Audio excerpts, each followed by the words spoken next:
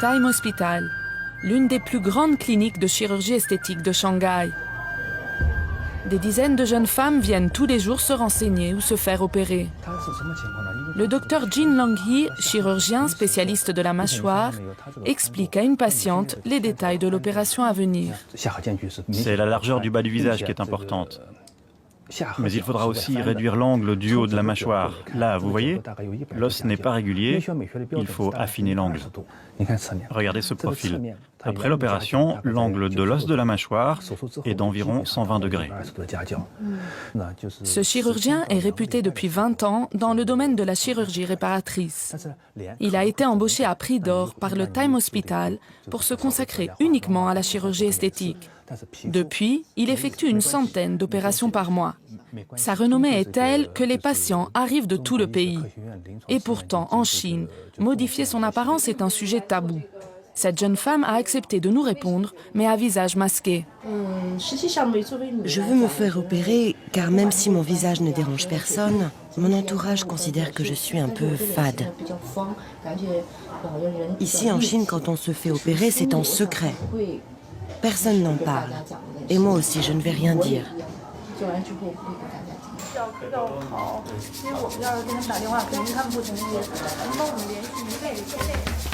Le grand jour est arrivé. Stressée, la patiente est emmenée vers la salle d'opération.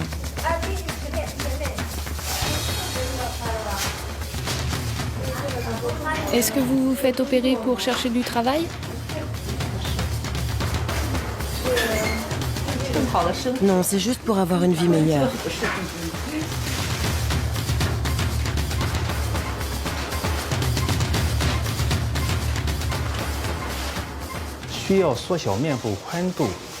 Vous savez, il y a de plus en plus de jeunes femmes qui viennent me voir pour se faire affiner le visage. Et elles arrivent toutes avec des motivations différentes. Certaines veulent modifier leur image pour trouver un mari, par exemple. Ou d'autres pour trouver du travail.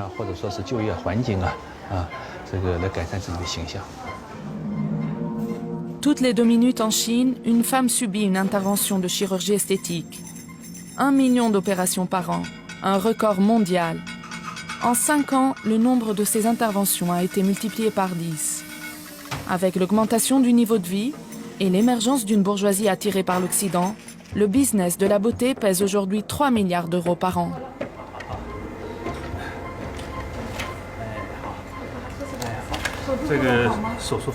Oui, l'opération s'est bien déroulée. C'est une réussite, je suis content du résultat. Une nouvelle révolution est en marche dans la Chine du 21e siècle. Mais quand les yeux se débrident et quand les jambes s'allongent au nom des critères de beauté occidentaux, la société change de repère.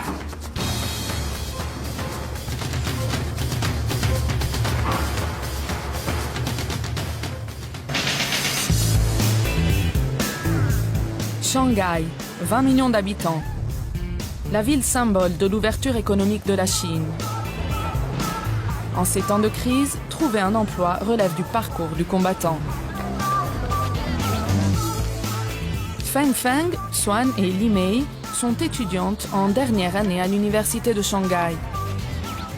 En attendant de devenir maîtresse d'école, elles cherchent un travail alimentaire et épluchent chaque semaine les petites annonces. Je prends ces 2 journaux, c'est combien ? 2 centimes. Là, regardez, il y a un poste dans un restaurant. Tu veux aller travailler dans la restauration ? Pas moi. Regarde ici, ils recherchaient 68 diplômés. Ce n'est pas bon. C'est pourquoi ? Pour des logiciels ? Qu'est-ce que tu as trouvé ? Regardez, cherche personne, joli visage, belle silhouette, bonne voix et très motivé. Ils sont très exigeants pour le physique. Il faut mesurer au moins 1m60, être mignonne et avoir de grands yeux. Plusieurs annonces indiquent explicitement les critères physiques indispensables à l'embauche. Actuellement, les diplômes universitaires ne servent plus à rien. Aujourd'hui, à Shanghai, tous les étudiants sont diplômés, alors ça ne suffit plus. Il faut avoir déjà de l'expérience professionnelle, mais il faut aussi être beau. Ceux qui étudient le commerce international se font opérer pour trouver un bon travail. Ils se font ouvrir les yeux ou bien agrandir le nez, car le nez des Chinois est trop plat. Ils ne subissent pas nécessairement de grosses interventions, mais très souvent ils se font refaire le nez et les yeux quand même. Pour les 6 millions d'étudiants chinois qui quitteront la fac cette année, la chirurgie esthétique fera la différence. Leur salaire sera en moyenne 30% plus élevé que celui des autres. Chez Zhaoping.com, au siège du plus grand site internet de Chine, qui rassemble toutes les annonces de recherche d'emploi, nous avons rendez-vous avec l'un des responsables. Il nous parle de cette discrimination à l'embauche. La loi interdit la discrimination à l'embauche en raison de la race, de la nationalité ou du sexe. Mais aucun texte n'empêche les employeurs de mentionner des critères physiques dans leurs annonces. Si on compare ce qu'il se passe aujourd'hui par rapport à il y a 5 ou 10 ans, ces critères sont de plus en plus demandés. Il est indispensable d'être beau, surtout si l'on veut travailler dans le secteur du divertissement, des compagnies aériennes ou de l'import-export. Les filles qui postulent à des postes de secrétaire, par exemple, doivent vraiment être très belles. King Jia est une Shanghaïenne de 23 ans. Nourrie aux séries américaines et à leurs héroïnes aux grands yeux, elle rêve de beauté à l'occidentale en regardant les magazines féminins. Cette secrétaire s'est déjà fait refaire le nez, les paupières et la mâchoire. Des opérations qu'elle a gardées secrètes et qui lui ont coûté 4 000 €, toutes ses économies. Un investissement considérable pour cette jeune femme qui gagne 300 € par mois. Je trouve que cette occidentale est très belle. Ses yeux sont profonds, son visage a une très belle forme. Elles ont vraiment beaucoup plus de classe que nous, les Chinoises. Je suis très satisfaite. Après mes opérations, on me perçoit de moins en moins comme une Asiatique. Pour nous, ce n'est pas flagrant. Mais selon les critères chinois, King Jia ressemble maintenant à une Européenne. Des lentilles de contact bleues et des fossiles complètent son nouveau look. Maintenant, mon patron apprécie que je l'accompagne en rendez-vous à l'extérieur. Avant, j'étais plus une employée ordinaire. J'ai vraiment un meilleur statut dans l'entreprise aujourd'hui. Et j'ai enfin trouvé un petit ami qui m'aime beaucoup. L'amour en prime. Pour les Chinoises, la chirurgie esthétique semble apporter la solution à de nombreux problèmes. King a d'ailleurs prévu de refaire ses seins et ses dents dès qu'elle en aura les moyens. L'icône nationale, l'ambassadrice de la chirurgie esthétique, c'est Aolulu, la pionnière en la matière. En 2003, elle est devenue célèbre après avoir subi 17 interventions chirurgicales en 7 mois. La voici avant ses opérations. Paupières, nez, menton, seins, fesses, ventre, jambes. La chirurgie l'a entièrement transformée.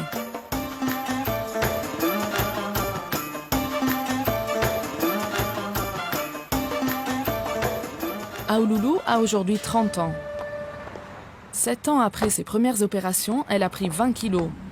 La peau de son visage est abîmée à cause des traitements qu'elle prend pour éclaircir son teint. Cependant, pour les médias chinois, elle reste incontournable dès que l'on parle de chirurgie esthétique. Ici, elle est interviewée par la télévision nationale qui prépare une émission sur le thème « La beauté au bistouri et le marché du travail ». Nous l'accompagnons dans les beaux quartiers de Pékin où elle a rendez-vous avec sa marraine. Il fait froid dehors? Oui, il fait très froid. Entre. C'est cette femme de 50 ans, elle-même adepte du bistouri, qui lui a conseillé de se soumettre à toutes ces opérations. Aolulu lui voue une affection sans bornes, car elle a toujours été à ses côtés, comme une mère, pour vivre la célébrité. J'ai modifié mon apparence de la tête aux pieds.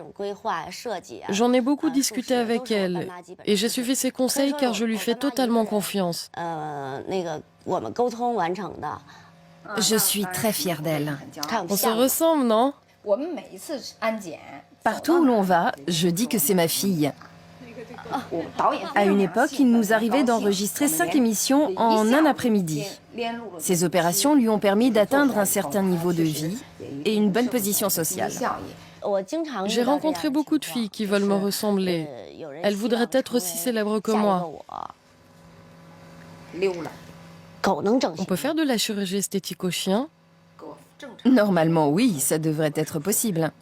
Une liposuction alors? La marraine tient à nous montrer les souvenirs de gloire dont elles sont toutes les deux très fières.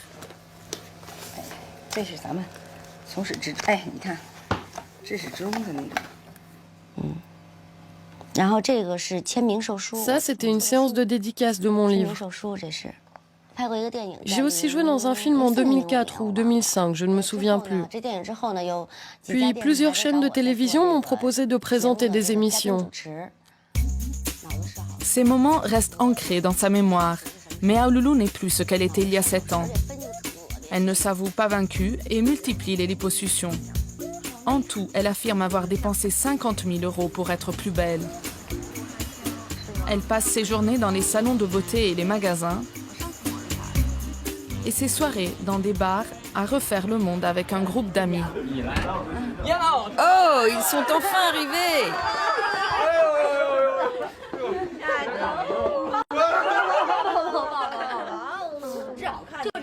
Si on verse de l'eau chaude, les vêtements vont disparaître. Ce sont des serviettes japonaises. Oh, il est à poil! Aux yeux de ses amis, Aouloulou est un modèle de réussite et un élément de fierté nationale.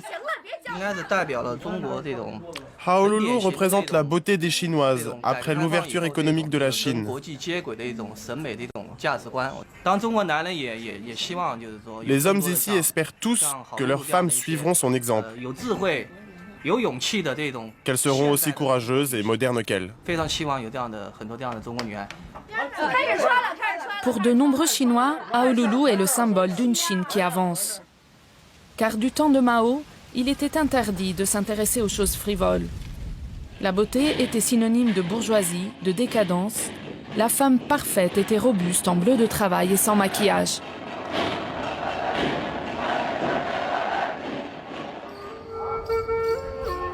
Dans la Chine d'aujourd'hui, un sondage récent a montré que 47% des Chinois auraient recours à la chirurgie esthétique s'ils en avaient les moyens. Cela signifie que près de 600 millions de personnes seraient prêtes à changer de tête. Un engouement toujours plus grand.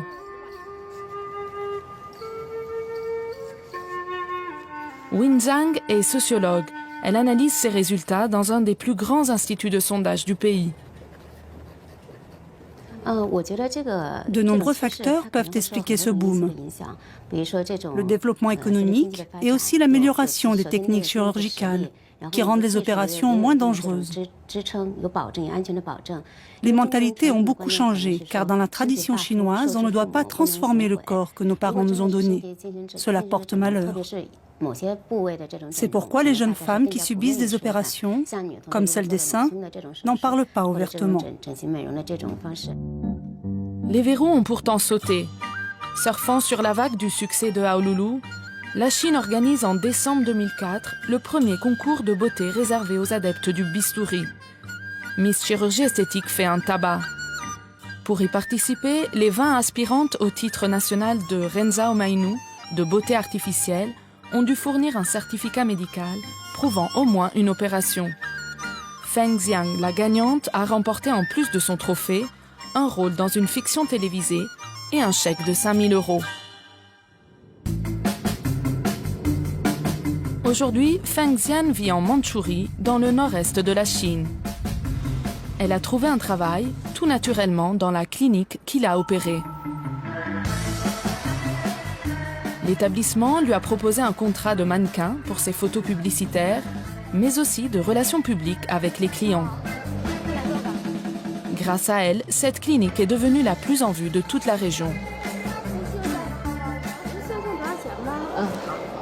Il y a différentes techniques. Vous pouvez vous faire opérer ou alors faire des injections. Cela coûte 300 €.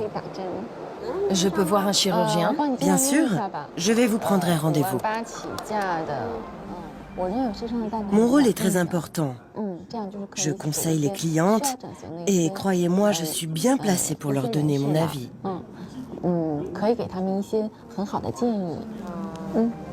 Au moment de partir, elle est encore sollicitée par une cliente. L'opération se fait au niveau du cuir chevelu. Attendez, je vais vous montrer. On fait une incision à ce niveau, puis on tire la peau en arrière. Qu'est-ce qui va le plus changer? Le front. On va vous tirer aussi toute la peau du visage et ça va vous changer. Au revoir.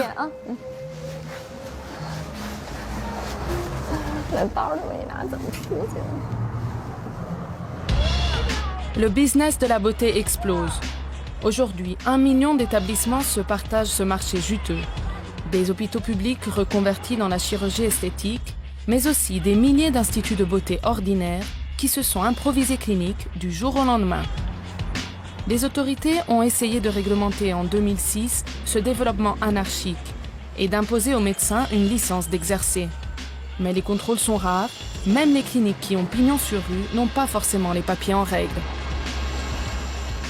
Nous nous rendons en caméra cachée dans cet établissement qui a toutes les apparences d'une clinique sérieuse, bien située dans Shanghai. Nous nous faisons passer pour une patiente potentielle accompagnée de sa traductrice. Bonjour, elle voudrait se faire opérer les seins. Suivez-moi s'il vous plaît. Nous la suivons et lui demandons des détails pratiques sur l'opération. Les prix varient selon les prothèses, entre 1 000 et 7 000 euros. Combien de temps dure l'opération? L'opération dure une demi-heure et il n'y a qu'une nuit d'hospitalisation. Nous demandons ensuite à voir la licence d'exercer du chirurgien et là, la gêne est visible. Ne vous inquiétez pas, notre médecin a bien cette licence, mais on ne peut pas vous la montrer. Nous ne pouvons vous présenter qu'une photocopie. Pouvons-nous la voir?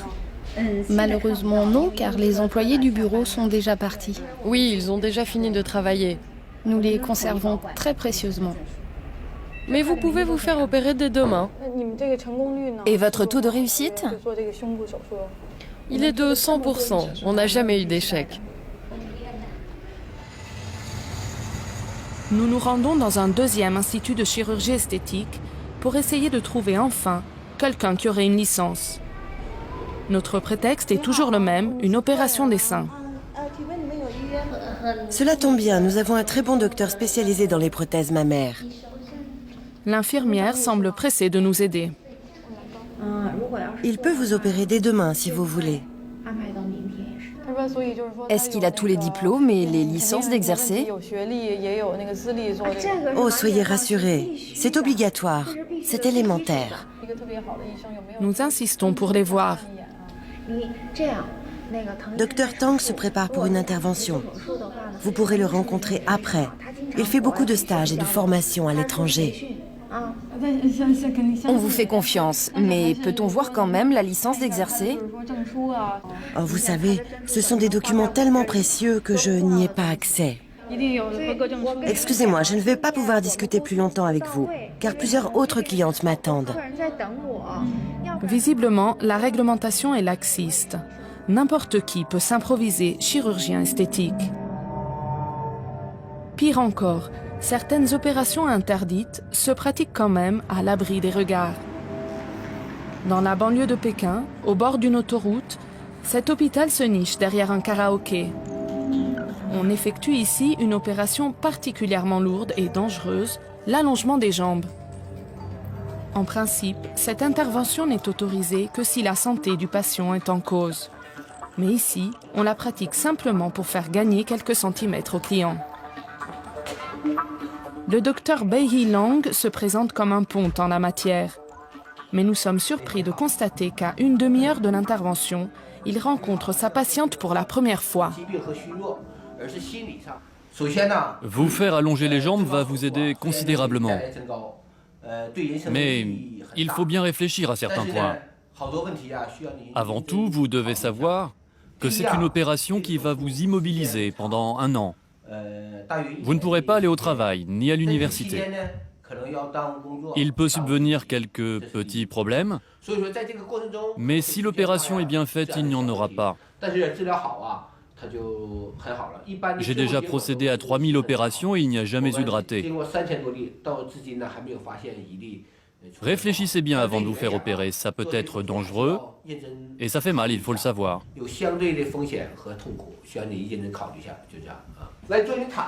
Allongez-vous, mettez vos jambes sur le lit. La patiente cache son visage, terrorisée à l'idée qu'on puisse la reconnaître.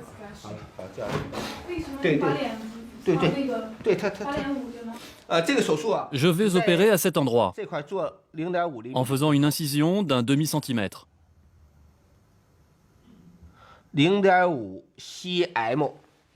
le système de fixation va être installé ici, sur chaque jambe.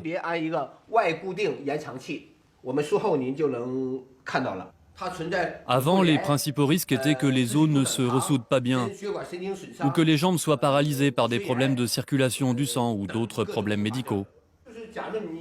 L'opération est très lourde. Nous demandons à cette jeune femme pourquoi elle accepte de courir de tels risques. Pourquoi souhaitez-vous vous faire opérer?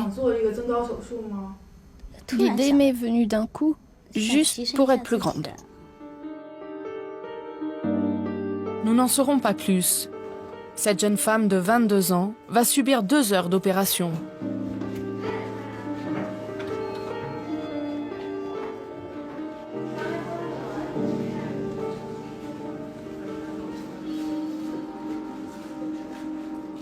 Des broches métalliques vont être vissées sur ses jambes avant d'en casser les os. Il faudra ensuite 6 mois de rééducation et 1 an avant qu'elle ne puisse remarcher normalement, si tout va bien. À la clé, elle aura gagné 8 à 10 cm. Elle n'est pas la seule. Malgré les risques, les Chinois, qui mesurent en moyenne 1,65 m, continuent à avoir recours à cette opération. Si la chirurgie esthétique est en plein essor, le nombre de victimes d'opérations ratées, lui aussi, ne cesse d'augmenter. Pour assister ces personnes en détresse, un numéro d'appel gratuit a été mis en place depuis 1 an par la ville de Shanghai. Que puis-je faire pour vous? Vous voulez vous faire agrandir le nez? Ah, vous voulez changer la pointe du nez. Avez-vous déjà eu une intervention? Si vous avez un moment de libre, venez rencontrer un de nos spécialistes. Il va examiner votre cas. Ce numéro gratuit a déjà reçu 10 000 appels. Le service est dirigé par le docteur Tian Ping Ren.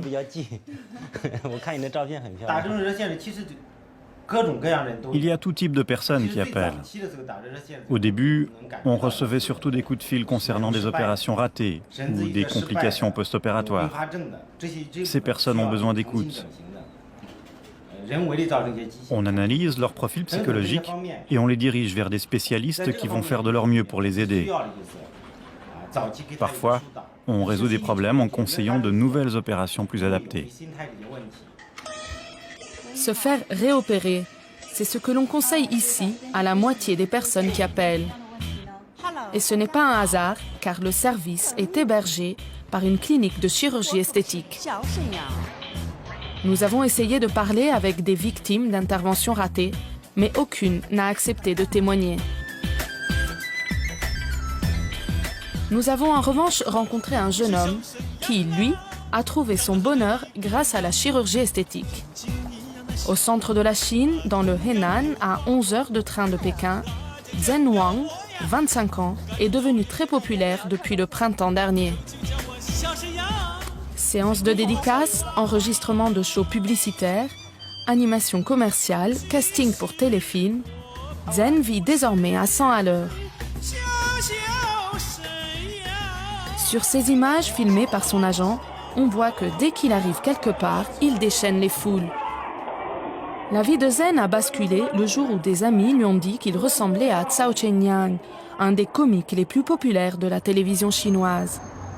Muni de la photo de son modèle, il s'est fait opérer le nez, le menton et les sourcils.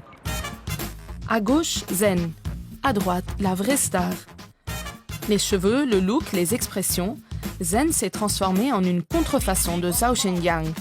Il est devenu presque aussi célèbre que le vrai comédien. Il va même jusqu'à porter des lunettes sans verre pour mieux lui ressembler. En devenant une copie de Xiao Shenyang, j'ai tout de suite été très sollicité. On me demande des autographes, on m'invite partout et je fais des pubs. Dans la rue, quand je prends le taxi, on se demande toujours si je suis le vrai ou pas. Le succès, c'est super. C'est une émotion que je n'avais jamais ressentie. On m'avait jamais demandé un autographe dans la rue. Même dans mes rêves les plus fous, je n'aurais jamais imaginé cela. Cet après-midi, ton programme va être chargé. Tu dois aller tourner une pub. Ensuite, nous irons signer un contrat pour une animation commerciale dans une entreprise du Henan. Il y a 6 chaînes de télé qui ont appelé et qui veulent tourner une émission sur toi. Les petites et les moyennes entreprises qui font appel à moi n'ont pas les budgets suffisants pour embaucher le vrai Xiao Shenyang pour représenter leurs produits. Moi, je coûte beaucoup moins cher. Peu importe qu'il soit le vrai ou pas. Le but, c'est de rendre les gens heureux. C'est mon opinion. Et au revoir. Au revoir. Je vais à mon cours de danse. À tout à l'heure.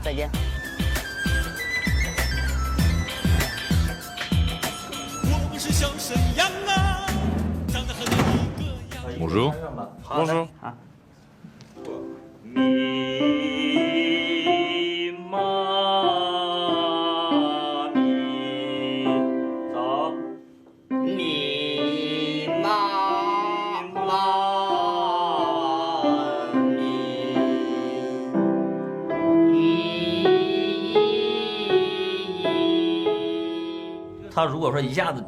Pour le moment, je lui enseigne les bases. Il y a encore beaucoup de travail. Il n'a aucune connaissance de la musique. Quand je l'ai rencontré, il était comme une feuille blanche sur laquelle il fallait tout écrire.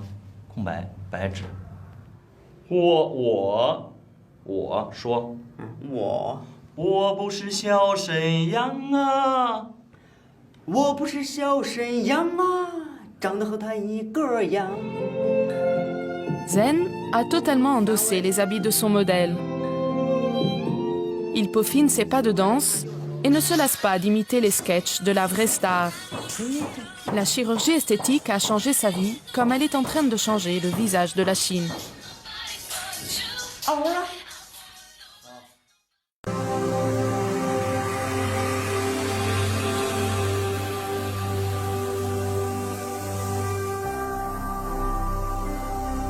Jésus-Christ TV, vous connaîtrez la vérité et la vérité vous affranchira.